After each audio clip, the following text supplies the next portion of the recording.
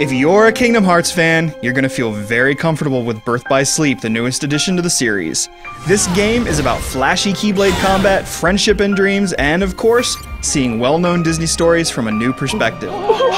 But just as the game sticks with all of the good Kingdom Hearts traditions, it also brings back some of the less wonderful qualities.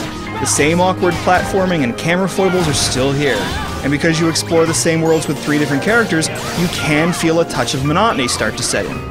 But the evolving combat and fun boss fights do their part to keep things fresh. Kingdom Hearts Birth by Sleep harbors no real surprises, but it's a good-looking, enjoyable action-adventure that will fulfill your crossover cravings. Square Enix has asked us not to get into detail about the story, so I'm gonna leave the plot points vague. But as you may expect, Birth by Sleep touches on the standard Kingdom Hearts themes of friendship, dark versus light, dreams, and so on. And of course, you get to interact with various Disney characters and see a new twist to their classic tales. The films represented include Cinderella, Snow White, Sleeping Beauty, and so on, and you explore these worlds 3 times with a different character each time. These characters are Terra, Aqua, and Ventus. Ventus is the eager one, Terra is the brooding one, and Aqua is the reasonable one that just wants to get down to the truth. It's an interesting enough tale that nicely fills in some backstory before the events of the original Kingdom Hearts. When it comes to the Disney characters, the voice acting is quite good, and matches up nicely with the original films. As for the leads, well, they talk a lot, and luckily Ventus and Aqua are fine. Terra, not so much. His delivery is dry and boring, like some random guy picked off the street reading the script for the very first time. So that's what made her shine. Faith in her heart that anything is possible. And so there are essentially 3 campaigns that tell the same story from 3 different angles. There is some repetition as a result, of course.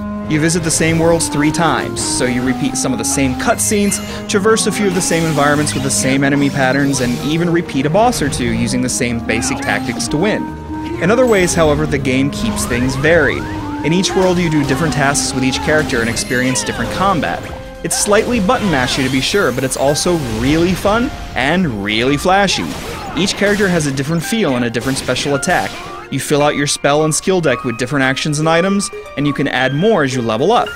You level up your spells and skills and can combine them to make new ones.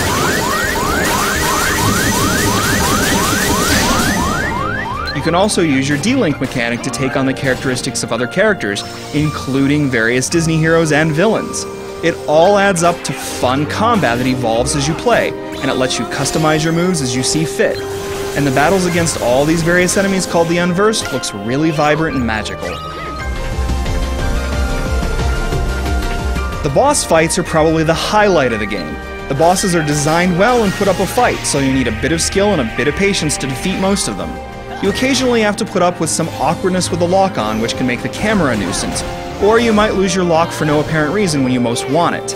There are a few platform-heavy sections too, such as one with Ventus and Cinderella's house, but the jumping is a little awkward as it's always been in the series. There are also some little mini-games to play, which is nice. There's even a board game you can play on your own or with others to improve your skills, and that's thankfully much better. The other multiplayer options are also quite good. It's local only, but it's surprisingly full-featured. You can play versus others in competitive play, but the better stuff is in the arenas in which you team up with a friend or 2 and bash on increasingly difficult foes. Plus, you can earn multiplayer-specific spells and skills this way, along with other rewards. You want the players to be around the same level if you can in co-op play, since your single-player progress is used in multiplayer. But even if you aren't around the same level, teaming up is a lot of fun simply because the combat is a lot of fun.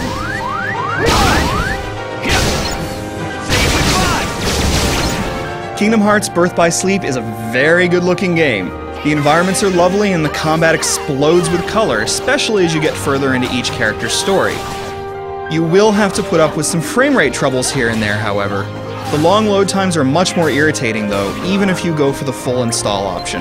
The music and sound effects are decent enough, though the short repeated sound loops might get to you. Trust me, you may never again want to hear Bibbidi Bobbidi Boo again, as long as you live.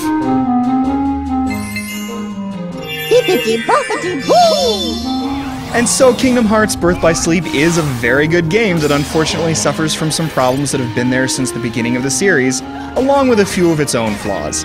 Of course, if you're a fan, you're used to most of these things and they won't matter much. And that's fine, because Birth by Sleep has a really fun combat, a good story, and great boss fights.